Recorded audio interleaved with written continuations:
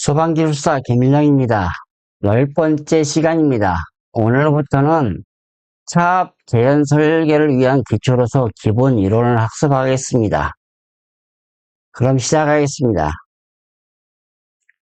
오늘 강의는 재현 계산 및 시뮬레이션 제3장 차압 재현 설계의 기초입니다. 교재는 60페이지부터 66페이지까지입니다. 목차에서 보듯이 누설 틈새 계산에 관한 것입니다.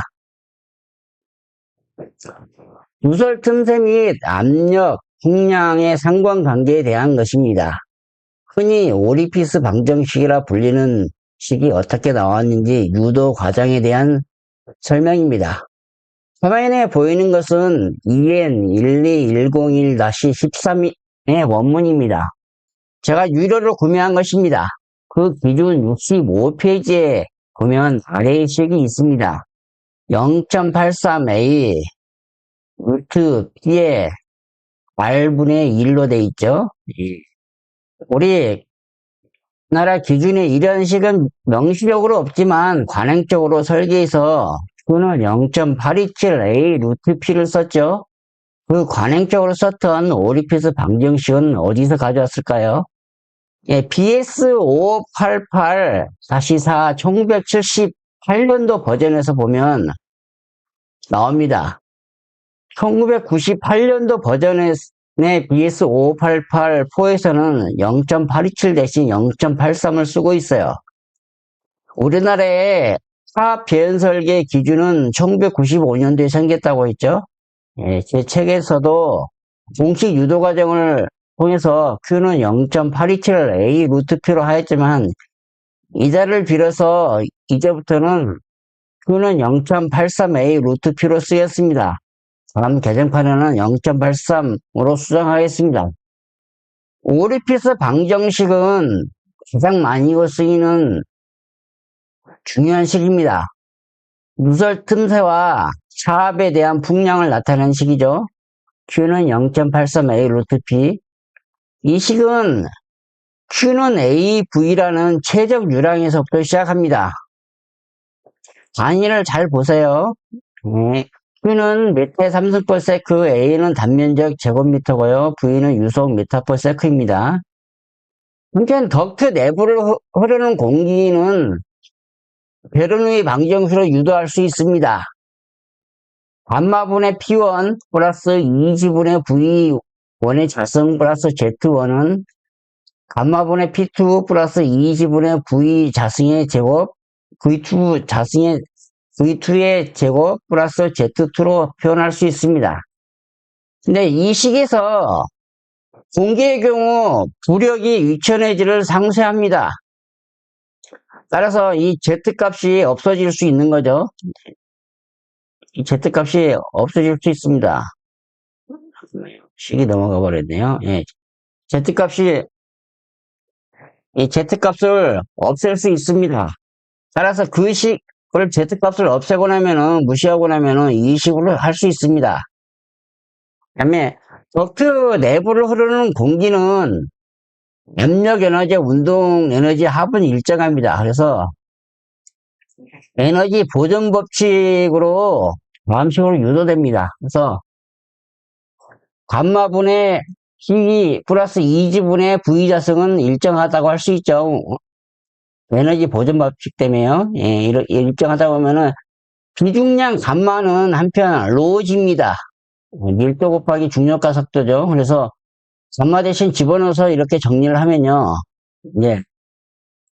로가 나눠져 버리죠. 서로 없어져 버립니다. 그래서 감마 로분의 P 플러스 2분의 V 자승은 이렇게 일정하고 할 수 있어요. 한편 또 로는 질량 나누기 부피죠. 이렇게 되므로 이 식은 다시 이렇게 정리할 수 있습니다. PV 플러스 2분의 1 MV 자승은 일정하다. 이렇게 표현할 수가 있거든요. 그래서 이제 넘어가 보겠습니다. 다음 장을 보시면요. 그래서 앞에 식은 이제 앞에 식을 보겠습니다. 계급을 통과할 때 전혀 손실이 없는 값이 되죠. 예, 손실이 없는 값인데 통과할 때 손실이 발생합니다. 그래서 이제 유량계수를 곱하는데요. 앞에 식을 갖다가 이렇게 이 식을 V에 대해서 정리를 해보면요. 이렇게 나타날 수가 있어요. V는 루트 로분의 2P로 할 수 있죠. 그래서 로가 공기니까 20도씨로 한다고 할 때 20도씨 공기 1.1을 넣으면은 1.29분의 이렇게 됩니다. 이렇게 되는데, 거기에 유량계수가 있죠. 실제 계급을 통과할 때는 손실이 발생합니다. 그래서 유량계수 C를 곱한 게 실제 통과 유속이 됩니다. 그래서 C를 곱한 값이 1.29 C 루트 P예요. 그 식을 보겠습니다. 그 식을 Q는 AV에다 집어넣습니다. Q는 AV에 V 대신 1.29 C 루트 P를 하면요. 이렇게 되죠. Q는 A 곱하기 1.29 C 루트 P가 되죠. 그러면 1.29 CA 루트 P가 됩니다. 이때 A는 누설틈새예요. 누설틈새. 누설틈새입니다. 그냥 면적이 아니고 뭐 공간의 면적이 아닙니다. 누설틈새예요. 틈새 면적입니다. 그래서 이제 C 값을 갖다 0.65를 곱하면요. C를 0.65를 적용하면은 Q는 0.83A 루트 P가 됩니다. 그렇게 해서 0.83A 루트 P가 나온 겁니다. C 0.65는요, 굉장히 중요해요. 그래서 다음 장에 바로 설명했는데 0.5 왜 중요한지 설명을 하겠습니다. 그래서 우리가 0.83을 오리필수 계수라고 많이 표현을 합니다. 유량계수 0.65는 굉장히 중요하다고 했죠. 유량계수 0.65는 시뮬레이션 할 때, 디스차지 코에피시언트 디폴트 값을 변경해야 하므로 굉장히 중요합니다. 시뮬레이션 프로그램의 기본값은 0.65인데, 오리피스 방정식을 맞추기 위해서는 꼭 변경을 해야 됩니다. 0.6은 시뮬레이션 프로그래밍 퀀텀의 기본값이 된 이유도 있긴 있어요. 나중에 설명했지만 캐나다 과학자 사무라 박사의 실험 논문에 근거가 있습니다. 그러나 그 논문에 근거한 방정식은 계산식 극기 가압 부분에 나옵니다. 아니, 시뮬레이션에서 기본값을 수정하지 않으면요. 오리피스 방정식 0.83이 0.73이 되어 풍량이 적어집니다. 그래서 꼭 변경을 해야 됩니다. 유량계수는요, 어떻게 이해하면 좋냐면요, 압력 에너지가 운동 에너지로 변하는 중에 발생하는 손실로 이해하면 됩니다. 너무 어렵죠? 그러나 이런 과정에 대한 이해를 하셔야 의문점이 해소됩니다. 단순히 수식만 암기하면 발전하기 힘들죠. 최근에 저도 새로운 수식에 대한 발견을 했는데요. 그 수식을 근거로 새로운 아이디어가 나와서 특허도 출원하였습니다. 나중에 기회가 되면 설명토록 하겠습니다. 재현설비와 관련된 것입니다. 다음은 누설 틈새 계산인데요. 다음 절이요. 누설 틈새 계산에 대한 설명을 하겠습니다. 증가 누설 면적이라는 용어를 새로 만들었습니다. 증가 누설 면적이라는 용어는 법규에는 없는 용어입니다. 그래서 제가 설명을 위해서 용어 정의를 하나 만들었는데요. 증가 누설 면적은 대연구역에 가압된 공기가 여러 누설 틈새를 거쳐 외부로 누출될 때 누설 틈새 크기를 계산한 면적. 정렬 계산에서는 이렇게 표현할 수 있지만, 이때 AT가 증가 누설 면적이 되겠지만은, 또 직렬 계산은 틀리다는 거예요. 그래서 증가 누설 면적이라는 용어를 하나 만들었습니다.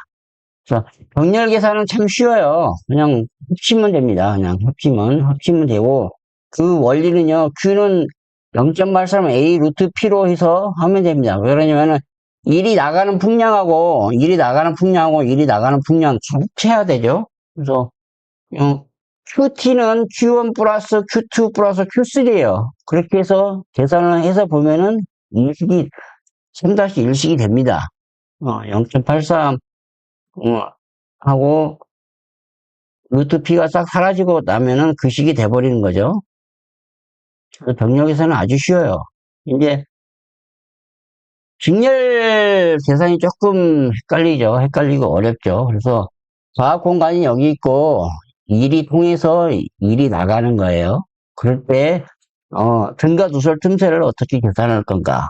뭐 우리가 모르는 사람 그냥 이렇게 외웠습니다. 1제곱분의 1 플러스 A2 제곱분의 1로 해갖고 이렇게 계산했어요. AT는 루트 A제곱 A1 제곱 플러스 A2 제곱분의 A1, A2 이렇게 했는데요. 이 식이 어떻게 나왔는지 보면요. 일이 A1에서 나가는 풍량 Q1하고 Q2가 같아요. 일이 나가는 풍량이 어차피 A2로 나가는 거잖아요. 그래서 같습니다. Q2는 같고, 그 공간을 제하는 압력 손실은 이게 A1에서 나가는 압력 손실하고 A2에서 나가는 압력 손실이 합이에요. 그래서 Q는 Q1, Q2가 같다고 해서 식으로 해서 집어넣었잖아요. 그러면은 이제 P1은 이런 식으로 나오죠. 모리피스 방정이. P2는 P는 그렇고 P1은 이 식으로 나오죠. P2는 이 식으로 나오죠. 그래서 이 식을 대입해서 정리를 하면은 이런 식으로 됩니다. 예. 세 개일 때도, 세 군데일 때도 마찬가지로 세 군데면은 A1 제곱분의 1 플러스 A2 제곱분의 1, A3 제곱분의 1로 됩니다. 이런 식으로 나가는 거예요. 그래서 이제 직병렬 혼합이 됐을 경우는 어떻게 하냐. A2와 A3는 병렬이죠. A2와 A3는 병렬입니다. A2와 A3는 병렬이고, 또 A4, A5, A6도 병렬이에요. 그래서 이제, 그렇게 이게 병렬이니까, 이렇게 계산하면 된다는 거죠. A1의 제곱분의 1, A2, 3,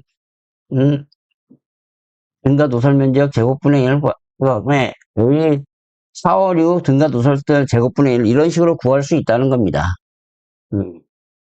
근데, 이렇게 계산하기 힘들잖아요. 힘드니까 어떤 식으로 또 쉽게 약식으로 계산이 가능하냐면요.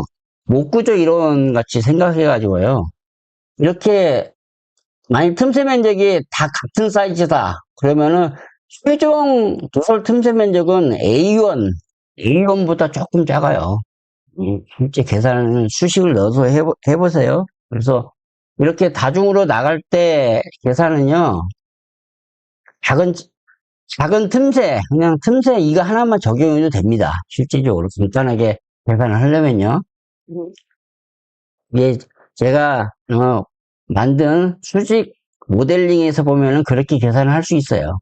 이렇게 계산하는 게 조금 빠르게 계산할 때 힘들죠. 이 식으로 계산하는 게 조금 힘들 수 있습니다. 제곱이기 때문에 그렇기 때문에 이제 이 하나만 넣어도 된다는 거죠. 가장 작은 틈새. 만일 이쪽에 두 군데 뚫려 있고 여가 한 군데 뚫려 있다. 그러면 이 한 군데 것만 적용해도 되는 거예요. 거꾸로 이게 마지막 쪽에는 한 군데 뚫려 있고 여기는 뭐 세네 군데 뚫렸다. 그러면 이 한 군데 마지막 하나 뚫린 거면 계산해도 된다는 겁니다. 오늘은 재현 계산 및 시뮬레이션 강좌의 10번째 시간으로 교재 60페이지부터 66페이지까지 진도를 나갔습니다. 왜 수식의 유도 과정을 설명했을까요? 수식의 유도 과정을 이해할 수 있어야 의문점이 해소되지 않나요? 저는 최근 방향풍속이 광화문에 미치는 힘에 대한 연구를 하고 있습니다. 연구를 하다가 새로운 수식을 유도했어요. 그러다가 문제 해결 방법을 고안했고 그걸 근거로 하여 특허까지 조론하였습니다. 챗 GPT에 문의해서 여러 검색을 하였는데요. 저와 같은 계산하고 그런 사상을 근거로 하여 문제를 해결하고 그 방법의 특허는 없었습니다. 물론 챗 GPT가 검색한 것이니 어딘가에 숨어 있었던 것이 있을 수는 있겠지만요. 제 경험상 이유는 알아야겠다는 의도로 유도 과정을 설명한 것이니 이해해 주시기 바랍니다. 이런 기초적인 것이 앞으로도 몇 번 있습니다. 기초를 다진 후에 실제 도면을 근거로 설계를 하여 보겠습니다. 앞으로도 구독 유지해 주시기 바랍니다. 감사합니다.